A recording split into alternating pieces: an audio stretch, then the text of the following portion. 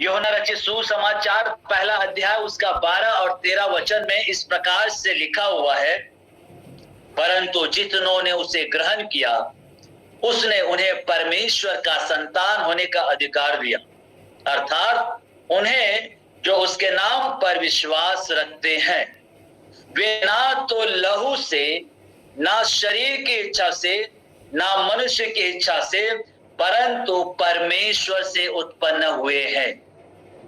जो प्रभु यीशु मसीह को ग्रहण किया, उद्धारकर्ता करके यीशु मसीह को ग्रहण किया, वो परमेश्वर का संतान है।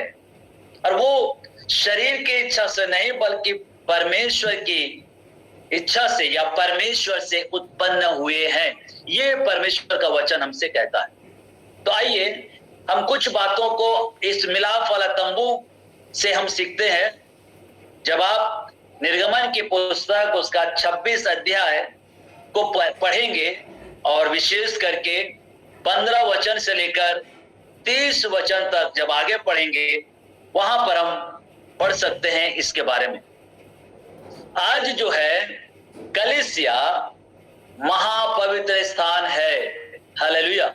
आज के समय पे जो कलीसिया महापवित्र स्थान है, अर्थात और एक साधारण शब्द में कहूं समझने के लिए, कलीसिया अर्थात तुम जीवित परमेश्वर के कलीसिया हो, बाइबल कहती है। तो ये कलीसिया जो है परमेश्वर का महापवित्र स्थान है।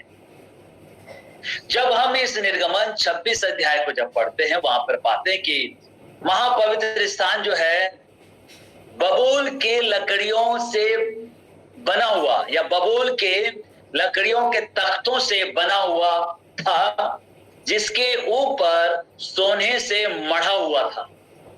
सोने से मढ़ा हुआ होता था और बबूल की लकड़ियों का जो तख्ता होता है उस तख्तों से बना हुआ था और सोना उसके ऊपर से मढ़ा हुआ था। अब यहां सुनिए, हर एक तख्ता हर एक विश्वासियों को दिखाता था। हर एक तख्ता हर एक विश्वासियों को दिखाता है। जिसमें पवित्र आत्मा रहता है वो स्वयं महापवित्र स्थान है। राज बाइबल कहती है, क्या तुम नहीं जानते तुम परमेश्वर के मंदिर हो, परमेश्वर की आत्मा तुम में वास करता है। जिसमें पवित्र आत्मा रहता है वो स्वयं महापवित्र स्थान है। मेरे प्रिय भाई और बहनों, आप कोई साधारण व्यक्ति नहीं हो। जो प्रभु यीशु मसीह को आपने ग्रहण किया, परमेश्वर के संतान हो गए, जिस दिन से आपने या कोई व्यक्ति यीशु मसीह को ग्रहण करता है, उसी वक्त परमेश्वर का पवित्र आत्मा उसमें वास करता है और वो व्यक्ति जो कलीसिया कहलाता है परमेश्वर का महापवित्र स्थान है। जो उस समय में केवल महायाजक साल में एक बार प्रवेश करते थे सारी इस्राएली जातियों के प्रायश्चित के लिए। अब इधर सुनिए, बबूल की लकड़ी जो है सूखापन, बबूल की लकड़ी में जो सूखापन पाया जाता है, जिसमें अपनी कोई धार्मिकता नहीं है। बबूल की लकड़ी के बारे में जब हम पढ़ते हैं उस किताब में निर्गमन में, बबूल की लकड़ी सूखेपन को, जिसमें अपनी कोई धार्मिकता, अपना स्वयं का कोई जीवन नहीं है, परंतु सोने से मढ़े हुए होने के कारण, अर्थात यीशु मसीह को पहन लेने के कारण वो पवित्र हो जाता है, वो धर्मी हो जाता है, वो शुद्ध हो जाता है, वो शक्तिशाली और परिपूर्ण हो जाता है। यही बात हम बबूल की लकड़ी के बारे में हम पढ़ते हैं। अब मेरे प्रियो देखिए, अब यही तख्ते जब कंधा से कंधा मिलाकर महापवित्र स्थान जब बनाते थे उस समय में, वैसे ही जब विश्वासी आज के समय पे एक साथ होकर, एक चित्त होकर, एक मन होकर जब परमेश्वर के सन्मुख में रहते हैं, एक मन एक चित्त होकर जब रहते हैं, तो परमेश्वर का महापवित्र स्थान बन जाते हैं।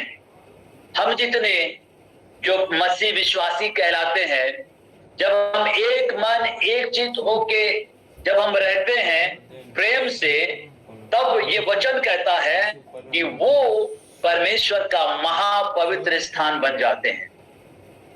मत्ती रचित सुसमाचार 18 अध्याय और उसका 18 से 20 वचन में इस प्रकार से लिखा है। प्रभु यीशु मसीह ने कहा, मैं तुमसे सच सच कहता हूं, जो कुछ तुम पृथ्वी पर बांधोगे वह स्वर्ग में बंधेगा, और जो कुछ तुम पृथ्वी पर खोलोगे वह स्वर्ग में खुलेगा।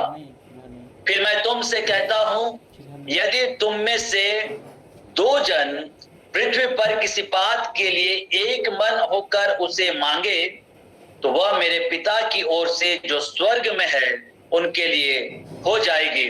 क्योंकि जहां 2 या 3 मेरे नाम से इकट्ठे होते हैं, मैं उनके बीच में होता हूं। हालेलुया।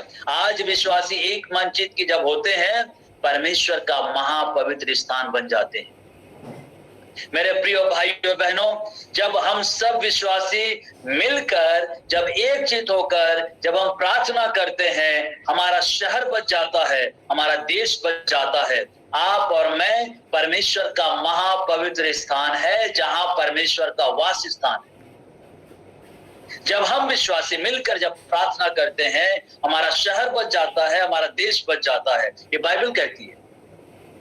आइए हम अपने ध्यान को कुछ और बातों की ओर लेके जाते हैं। महापवित्र स्थान की जो छत था, 4 रंगों के पर्दों से बना हुआ था। 4 रंगों के पर्दों से बना हुआ था। तो उसके 4 रंगों के बना हुआ था, और उसके ऊपर वचन कहता है कि बकरी के बालों का बना हुआ पर्दा होता था। बकरी के बालों का पर्दा बना हुआ होता था। फिर उसके बाद मेढ़ों की खालों का बना हुआ होता था, जो लाल रंग का होता था। उसके बाद जो मेढ़ों के जो बाल जो खाल है उससे बना हुआ होता था, जो लाल रंग का है। और उसके बाद जो है सबसे ऊपर आप सुने होंगे बिज्जू, लोमड़ी के समान एक प्रकार का जानवर है बिज्जू। बिज्जू के खाल का